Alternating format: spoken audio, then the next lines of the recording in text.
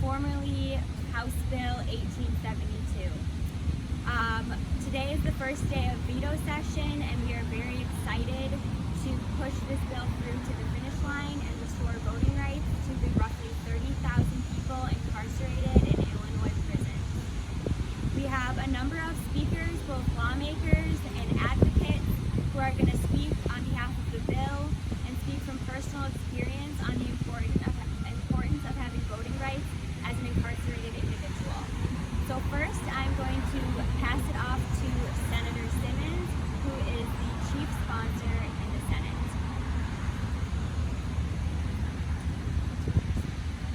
Thank you so much. Can you all hear me? Yes. Wonderful. Good morning, everybody. Good morning. Good morning. I'm Mike Simmons, State Senator for the 7th District, which covers the Chicago neighborhoods of Uptown, Edgewater, Rogers Park, Lincoln Square, West Ridge, and a little bit of Andersonville. You know, this is an issue that is timely. And I gotta say, for me, it's a bit personal. My district is one, what district that I represent is one where there are a number of people that are locked up right now. And there are a number of people that are family members of those that are locked up right now. And there are a number of people that will return back to their communities who have a stake in this debate. And so I'm so proud to be the chief sponsor in the Senate of SB 828, which will restore the right to vote for incarcerated citizens of the state. It is past time that we did this. This is an issue of fundamental justice. When I think about this piece of legislation, I think about all of those out there, our siblings, right now, who are serving time because of policy failures and broken systems and failures that have happened at the local level for decades and decades and decades. And so this becomes about accountability.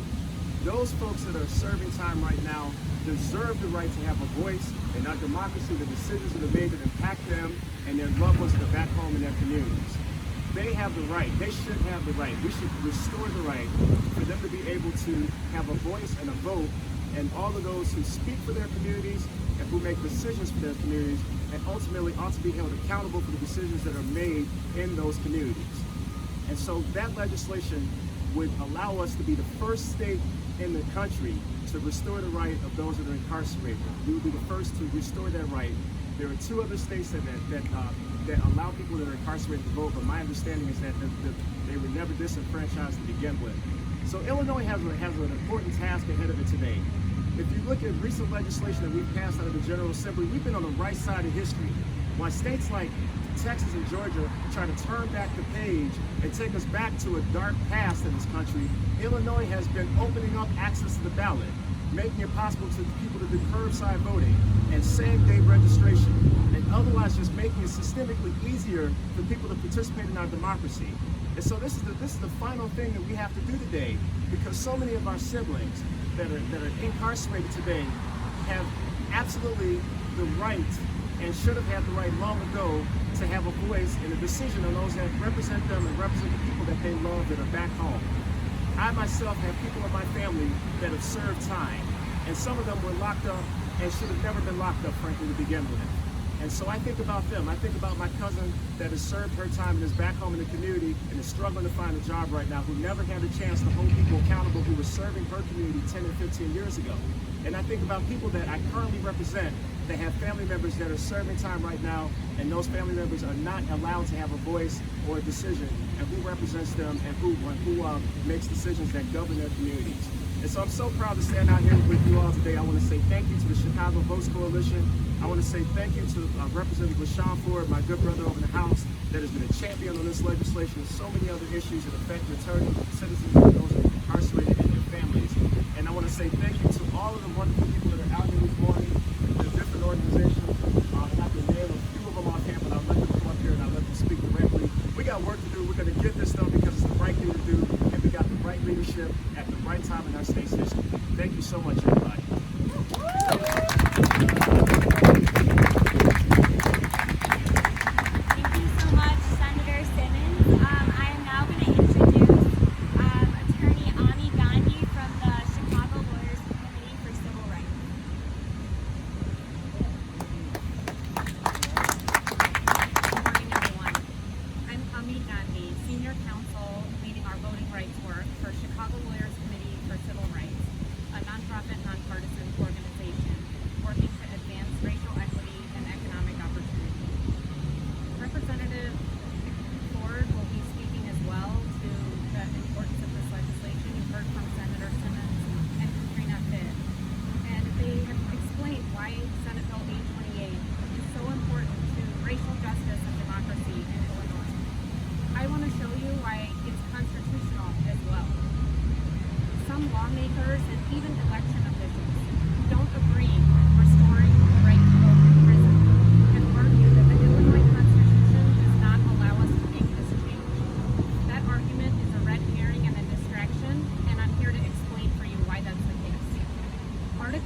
Section 2 of the Illinois Constitution reads, "A person convicted of a felony or otherwise under sentence in a correctional institution or jail shall lose the right to vote, which shall be restored not later than upon completion of the sentence." I repeat, the right to vote shall be restored not later than upon completion of this sentence. This isn't Shakespeare, this isn't a law school class, this is plain English. Not later than means at the latest. The right to vote shall be restored upon completion of their sentence at the latest. Our attorneys and lawyers from law firms have studied the constitutional language from every angle, and they say the same thing. The Constitution unambiguously gives lawmakers the power to reinstate voting rights before a convicted incarcerated community member completes their sentence. Where exactly does it say in the Constitution that people can't get their votes back before they are discharged? We haven't been able to find that imaginary clause because it doesn't exist. Now, if the plain language of the Constitution doesn't seem clear enough, you can read the transcripts from the 6th Illinois Constitutional Convention in 1970, where the delegates debated this very line.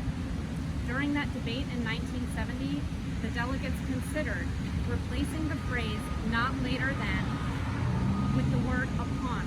In other words, they proposed changing the Constitution language to restore the right to vote upon completion of a person's sentence.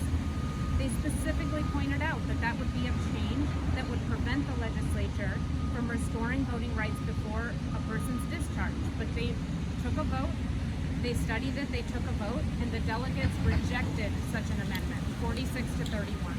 They specifically protected the General Assembly's power to restore voting rights before the completion of a sentence. And that's exactly what Senate Bill 828 does. That Constitution was ratified by the voters of Illinois in 1970, and our laws are required to comply with that document.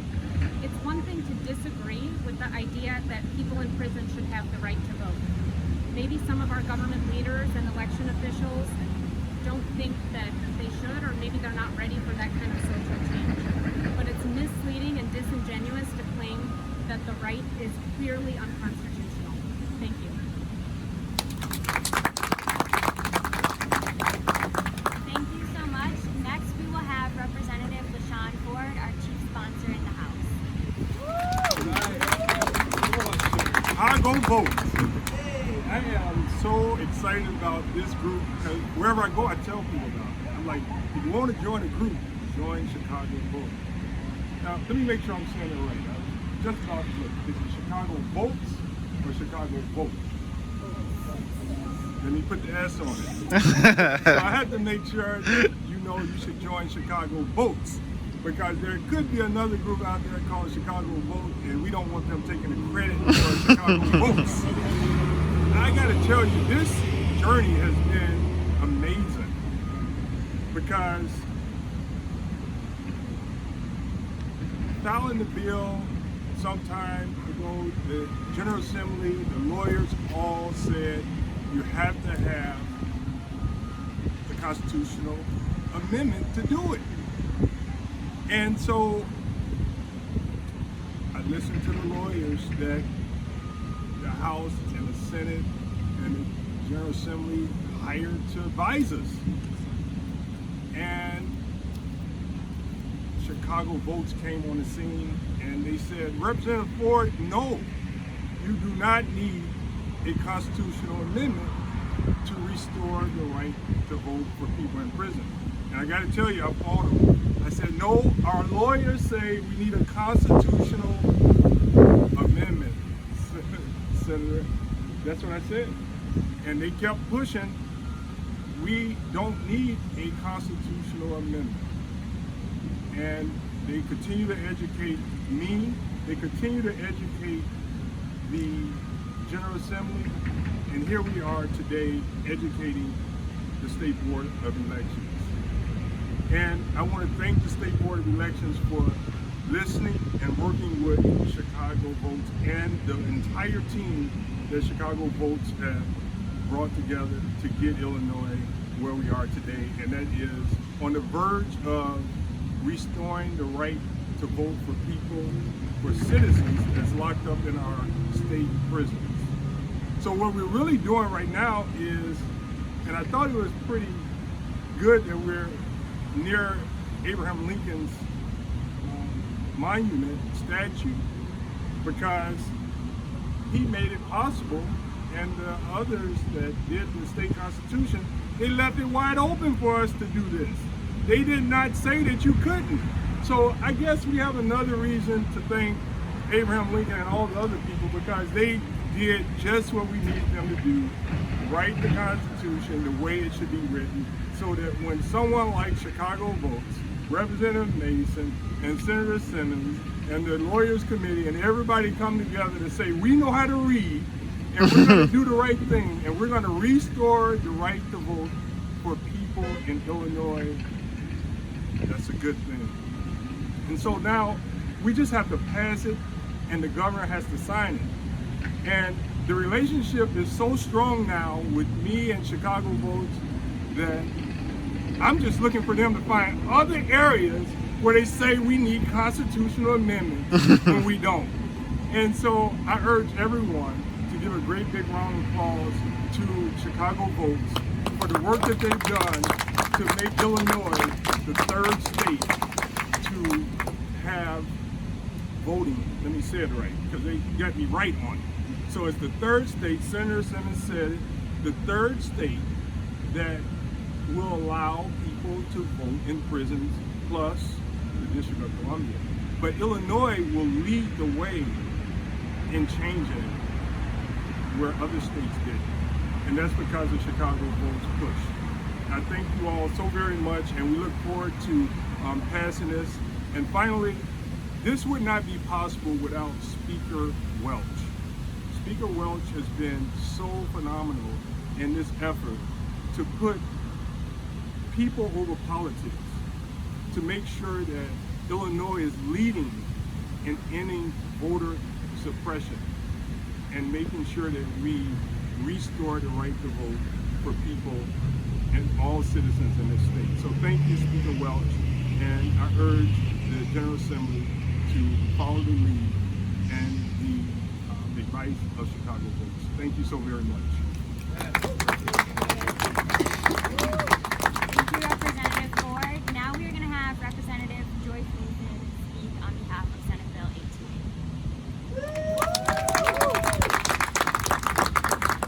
Thank you, everyone. Thank you for being here today. I'm State Representative Joyce Mason, serving the 61st District of Illinois.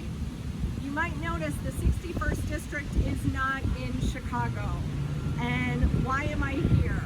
This important legislation brought by Representative Ford and Senator Simmons affects all Illinoisans, not just Chicago.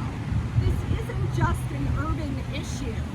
This is a statewide issue of rights and constitutional rights that every single person in Illinois should have the right for their voice to be heard. They should have the right to choose those that represent them, because although they're still humans, and the decisions that elected officials make still affect their very lives. They also have the right to hold those representatives accountable for the decisions they make. And that's why I'm in support of this legislation. It's important to know that 80% of women who are incarcerated are also mothers. Let me say that again. 80% of women are also mothers. Mothers like me and so many others who have children at home, children who are not in prison, families who deserve to be represented. These mothers should be able to use their voices to make decisions or to elect folks who are making decisions on their children's education, their health care, their human services, their environment, so many different things. Don't silence the voices of these mothers. Let their children's parents have a voice. It's also important to know that 95% of individuals who are incarcerated return to their communities when they've served their time. And as that, they need to be incorporated back into their communities. And it's been shown that civil engagement is an important way to do that. So let's retain these voices. Let's remember the parents that are incarcerated. Let's do right by their children. Let's let them hold their elected officials accountable and choose those that are going to serve their families in their best interests. I thank you all so much, and I thank Chicago Votes and also all of the other organizations that are supporting this legislation. We talk a lot about Chicago Votes, and they are amazing and fantastic. But I encourage you to look at the long, long list of other bipartisan, nonpartisan organizations that are also supporting this, because it's the right thing to do. Thank you. Thank you so much, Representative Mason. Now we are going to have Avalon Betts Gaston from the Illinois Alliance for Justice and Reentry. Thank you so much, Chicago Votes. It is indeed an honor to be out here today. Thank you, Senator Simmons and Representative Ford. We really appreciate your leadership in the House and in the Senate for this legislation. So my name is Avalon Betts Gaston. I am the project manager for the Illinois Alliance for Reentry and Justice. We are a statewide coalition made up of directly impacted individuals, service providers, stakeholders, and allies throughout the entire state. We're here because we believe that we must redefine reentry and we must remake justice. Part of remaking justice means that we have to give a voice to the individuals whose voice has been stolen, who's been stolen from them through the criminal legal system. These are mothers, these are fathers, these are grandmothers, these are grandfathers that represent people throughout the entire state. They no longer have a say on whether or not their loved ones can have access to clean water and clean air, access to parks, recreational activities, what schools will remain open in their neighborhoods, where will their grandchildren learn how to write their names and say their alphabets. These are human beings who have been locked away as a result of the criminal legal system, who have just been silenced. Their voice has been ripped from them. Their humanity has been taken from them. And that should not be the case, because there is no conviction upon which your person's humanity should be stripped from them. None. I don't care how heinous it might be, they are still a human being. They still wake up, they put their pants leg on, one leg at a time. They wake up still yearning to touch their loved ones, yearning to hear from their loved ones, yearning to be a part of their loved ones' lives. And they have no voice. They have no voice in their lives because the system has said you are less than. And we're here to say, nope, these are our brothers, these are our sisters, these are the people that we love, these are the people who we cherish, these are the people who we respect. These are gems in our communities. They come home and do amazing things in our communities. And they deserve the right to determine what conditions they have to serve their time under. They deserve the right to say, my kids' school should remain open. They deserve the right to say, my children should have access to lunch and good education and mental health care. And again, the basics, safe and secure housing, clean water, clean air. They deserve the right to speak on behalf of our children. There are approximately 100,000 children in this state who have no one to speak for them at the ballot box. I'm going to say that again. We have approximately 100,000 children in this state that have no one to speak at the ballot box for them. And we should be ashamed of that statistic, because they deserve to have someone speak for them. And so I stand here in proud unison with Chicago Votes and all of the other coalition members, and we say, not another day. We need to get this done now, and we need to restore the right to vote to our brothers and sisters inside so they can advocate for their children and their grandchildren and their neighbors, because that's what we do in the state of Illinois, is we look out for each other. And the way we do that is not only in person one-on-one, but we do it through the ballot box. And so we need this bill passed in the veto session because we don't need to go not another day. Thank you so much for having me. Thank you so much. Avalon, we are going to end it off with Musa, who is a juvenile justice advocate, a voting rights advocate, a formerly incarcerated individual, and a civic leader at Chicago Votes. Yep, thanks to everybody who spoke. Appreciate y'all. Appreciate Chicago Votes letting me be a part of this, I think, historical bill, if you ask me. But my name is Brian Harrington, hip-hop artist, King Musa, and I'm here to speak on behalf of support of SB 828. Given the rate of wrongful imprisonment, racial bias in sentencing, taking away someone's right to legally speak out against these issues through their vote is inherently wrong. As a formerly incarcerated person who has firsthand felt the devastation that comes from the disenfranchisement of Black and brown individuals, I believe that stripping the voice away from American citizens just because he, she, or they is housed inside an institution is wrong.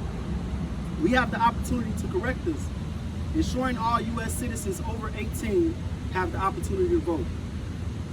In fact, incarcerated veterans who have served for this country, later becoming incarcerated, do not have the say on who governs it while incarcerated.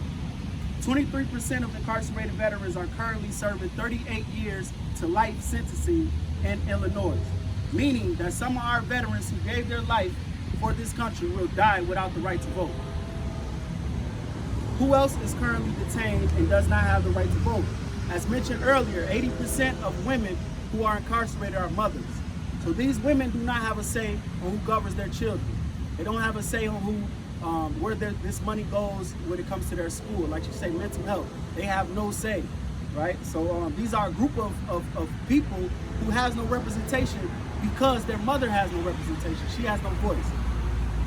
Voting rights for eligible voters, those who are U.S. citizen or over 18, are fundamental, not only as an inherently vital part of our democratic system, but also as a means for self-empowerment and self-determination for all our communities. The Fraser study finds the recidivism rate for ex-felons who did not get their voting rights back were 33%. That percentage repeat offenders fell to 11% among those who had their voting rights restored. Accordingly, with the overwhelming evidence that voting for people detained is healthy for our democracy, I respectfully ask that we do what we have to do as a community and get this passed. Thank you.